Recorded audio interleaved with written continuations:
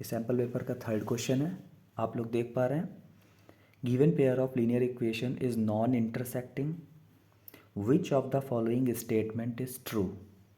Graph आपको दिख रहा है, क्वेश्चन आपको दिख रहा है, कह रहे हैं ये जो ग्राफ है पेयर ऑफ लीनियर इक्वेशन का, ये नॉन इंटरसेक्टिंग लाइंस हैं, दो लाइंस हैं। Non intersecting means parallel lines. तो मैं आपको बता दूं तीन कंडीशंस होती हैं, ठीक है। लाइन या तो पैरेलल हो सकती हैं, या इंटरसेक्ट हो सकती हैं एक पॉइंट पे, या बिल्कुल वो कोइंसिडेंट हो सकती हैं, मतलब एक के ऊपर एक हो सकती हैं। So there are three conditions.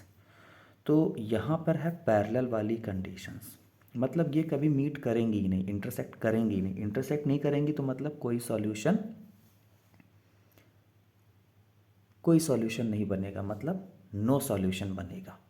क्योंकि अगर इंटरसेक्ट करेंगी तो या तो एक जगह करेंगी या तो हर जगह करेंगी। तो एक जगह करेंगी तो यूनिक सॉल्यूशन, और कोइंसिडेंट होएंगी तो इनफाइनाइट मैनी सॉल्यूशन। आप समझ रहे हैं ना, मैं आपको यहाँ पे बना के दिखा देता हूँ थोड़ा सा।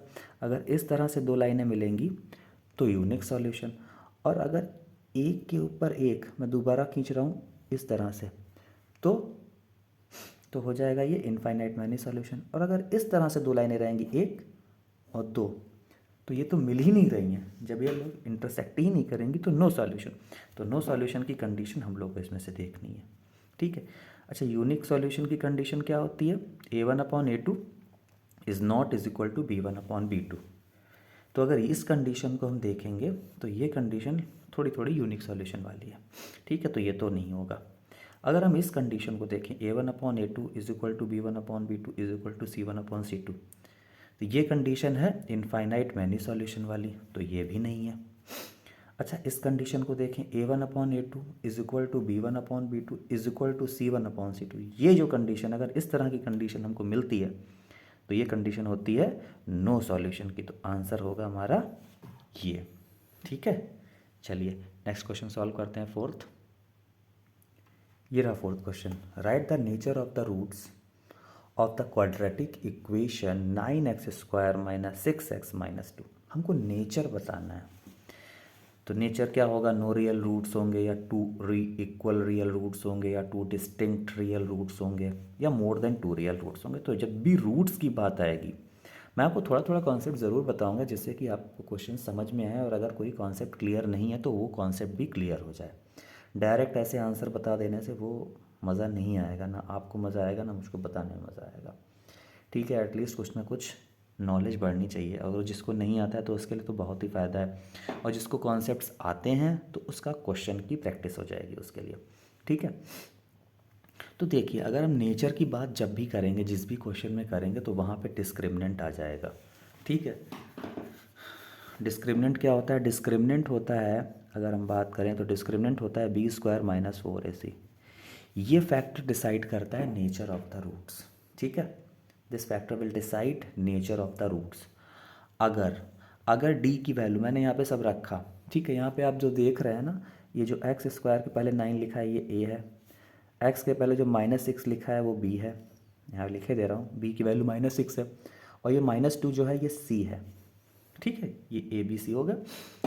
इनकी वैल्यूज़ यहाँ पे रखने पर, अगर ध्यान दीजिएगा मैं बता रहा हूँ बार बार, अगर D की वैल्यू ग्रेटर देन 0 आती है ना, ग्रेटर देन मतलब 0 से बड़ी आती है, तो कैसे रूट्स होंगे? तो रूट्स होंगे रियल एंड डिस्टिंक्ट। डिस्टिंक्ट मतलब भिन्न होंगे, अलग अलग। अगर D की वैल्यू 0 आ जाए, ठीक है, अगर 0 आ जाती है तो तब भी रूट्स होंगे रियल और होंगे इक्वल रूट्स, ठीक है। दो इक्वल रूट्स आएंगे। अगर D की वैल्यू आती है लेस देन 0, ठीक है, लेस देन 0 होगा तो ये होंगे नॉट रियल रूट्स,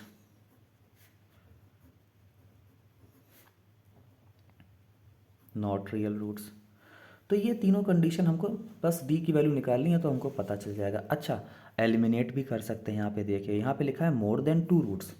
यहाँ पे क्वाड्रेटिक इक्वेशन है, क्वाड्रेटिक इक्वेशन में मैक्सिमम 2 रूट्स निकलते हैं, मतलब 2 ही रूट तो निकलेंगे। x की पावर 2 है तो x की 2 वैल्यूज़ निकलेंगी। तो मोर देन 2 रूट्स बता रहे हैं तो ये तो होने से रहा। ठीक है, अब हम लोग पहले वैल्यू फाइंड आउट कर लेते हैं। बी की वैल्यू यहाँ पे -6 है, तो -6 का स्क्वायर करेंगे, -4 लिखेंगे। ए की वैल्यू 9 है, सी की वैल्यू -2 है। ठीक है, अब -6 का जो स्क्वायर आता है वो 36 आएगा, माइनस माइनस यहाँ पे प्लस हो जाएगा, 4 9 सा 36 2 सा 72 एंड 6 + 2 8 एंड 7 + 3 100। तो ये जो 108 आया है ऑब्वियस है ये ज़ीरो से बड़ी है, ज़ीरो से बड़ी है तो डी की वैल्यू ज़ीरो से बड़ी, मतलब रियल एंड डिस्टिंक्ट। 2 रूट्स आएंगे and 2 distinct and real roots आएंगे, तो आंसर हो जाएगा सी। मिलते हैं आपसे नेक्स्ट क्वेश्चन में, क्वेश्चन नंबर 5 में।